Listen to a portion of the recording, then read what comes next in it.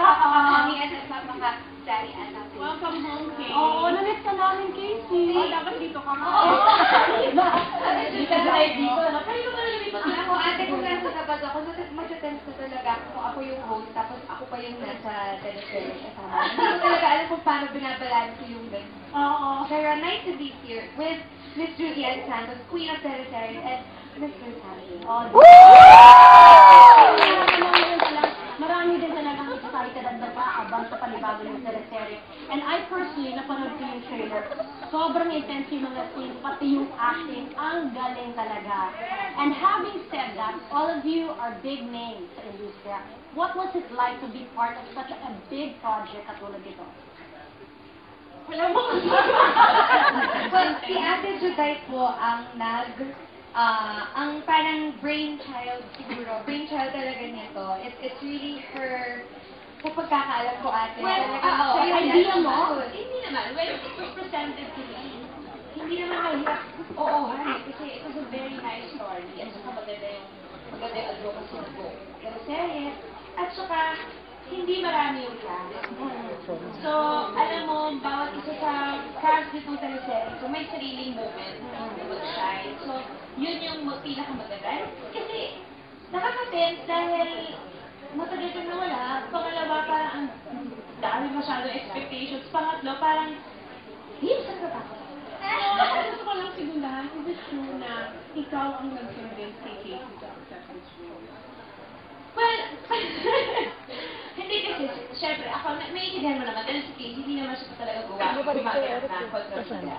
Pero parang nandun yung apprehension sa kanya, na parang, paano kung kontrabida ako, tapos sa'yo pa, ate? Kasi sabi ko sa kanya, it's about time that you have to do something different. And with the cast kasi, nung may mga choices naman na pinapili sa akin, I personally chose Sam and Case to actually took over the characters of Eros and Alexis kasi para naiba. Para very unexpected yung makikita ng mga tao sa kanila.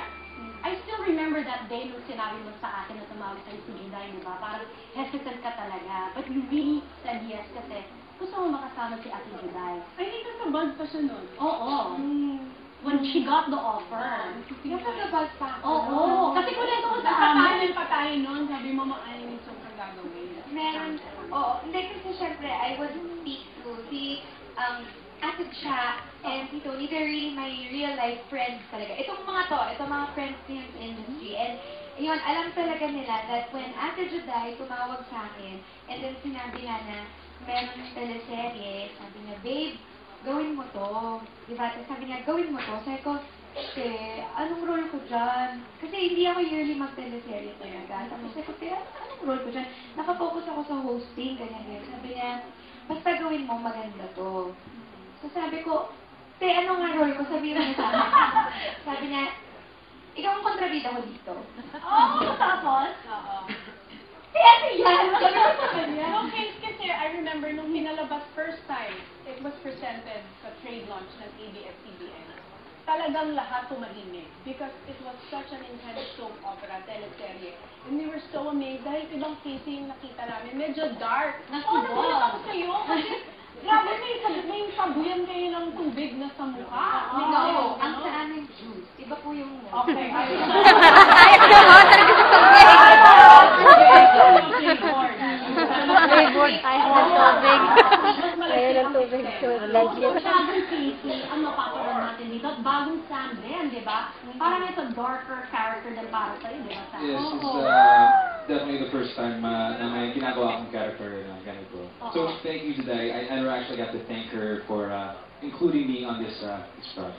What I want to know, kasi all of you are great artists, but what I know, may mga moments ba sa mga eksena na may konting intimidation? I mean, kasama niyo ang reyna ng Pinoy teleserye. Paano mo siya binubuo? Siyempre di ba? Parang intimidating talaga. Parang Hindi lang dahil mahirap yung, siyempre this is my first time doing a character na ganito. And then also being with the queen of nag-react si Pinoy ano? soap operas. So,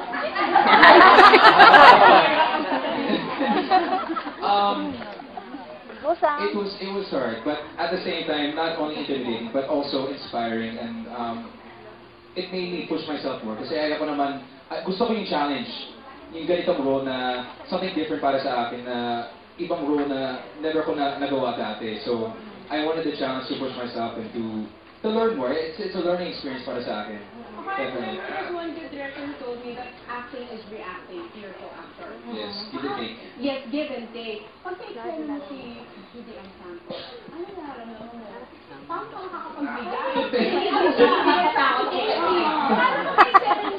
Diba? Lalo na yung mga sampalan scene. Paano yun? Nagkakaroon po yan kasi may mga actors and actresses po na hindi kasing giving ni Ate Juday. Totoo po yan. Si Ate Juday hindi, ay, huwag mo ko titignan, nahihiyak kasi. About you na nandiyan, ate. That si Ate Juday is, I always say, our generation and the generation to come are so blessed to have somebody like Miss Judy Ann Santos.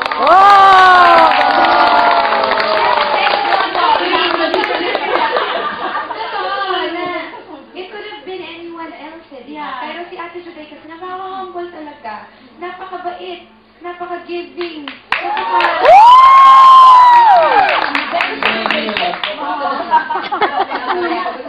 Being the queen of teleseries, mahirap yan. There's so much pressure to talagang to maintain that status. Siyempre, bawat project, dapat mas maganda, mas magaling. Para sa'yo, na-pressure ka ba? I mean, being the queen of teleseries. Hindi nga ako, totoo ba ito? Hindi, well, I would always say naman that it's a compliment and nakaka-overwhelm isipin, di ba, na ang dami naman ka pwede. Bakit naman ako? Parang ang tindi naman pressure dito sa... This is not something you never dreamed or aspired for. Hindi talaga. Hindi siya nagpapaka-humble or something. Pero di ba, parang marami talagang pwede.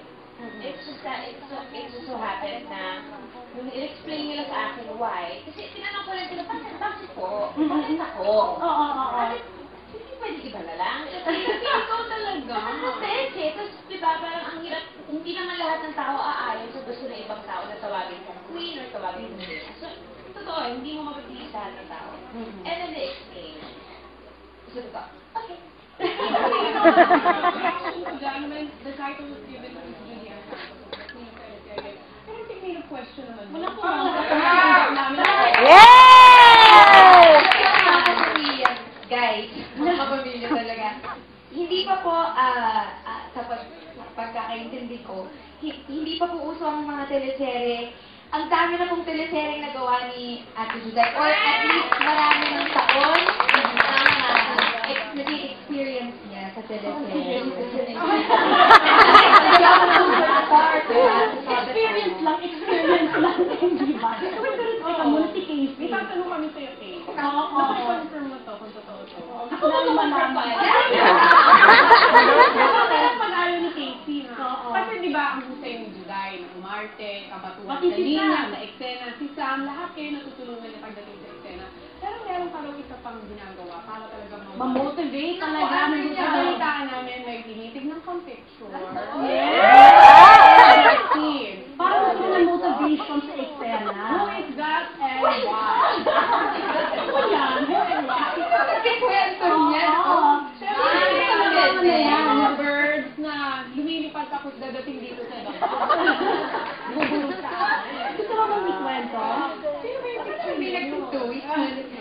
Wala akong picture na tinitingnan. Although may mga motivation talaga ako, which is normal naman sa lahat ng mga gumagawa ng heavy scene. Motivation and memory. O, di ba lang natin si Sarah Bayan Juday? Ang motivation ni Casey. Mali ako. Ganito, titingnan ko lang si Ate Juday. Pwede na ako to right? Ready na. Tinignan ko lang si Ate Juday. Ready na. Ayaw ko namin confirm kung may picture mo. Saka lumusgahan kung may tinignan siyang picture. Baka nandiyan nakalapag sa kama. O sa balay mo. Hindi, wala. Ako lang nakamakita. Oo nga eh. Pero teka muna, kung gusto naman buhit ang ibig mo. Hindi kasi marami talagang excited sa'yo, Kay. Uy, nakakahiya. Nakakahiya sa ibig mo, Kay.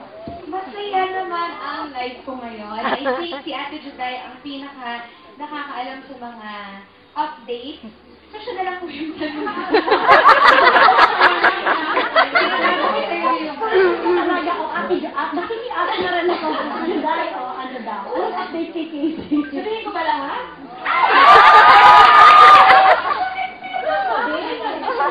Hindi. Pero happy siya.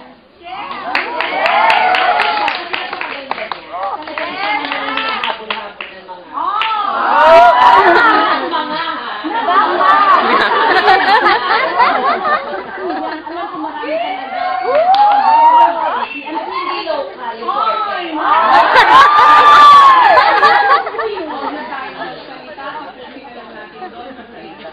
Magbabasket. Hindi ka naman eh. Ay, Naka 3 points na Ay, hindi pa. Alam niyo, si Sam naghihintay ng tanong niyo. Okay lang, okay lang.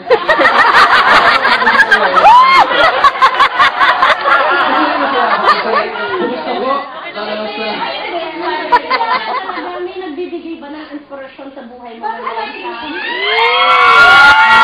inspire ako sa sa katabi mo. sa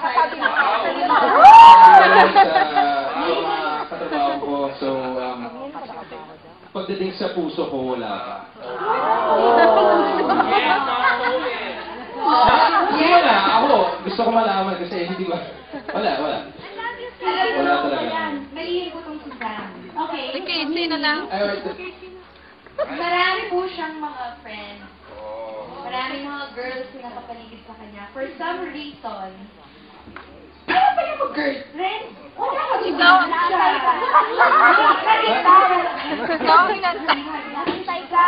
Ikaw na lang.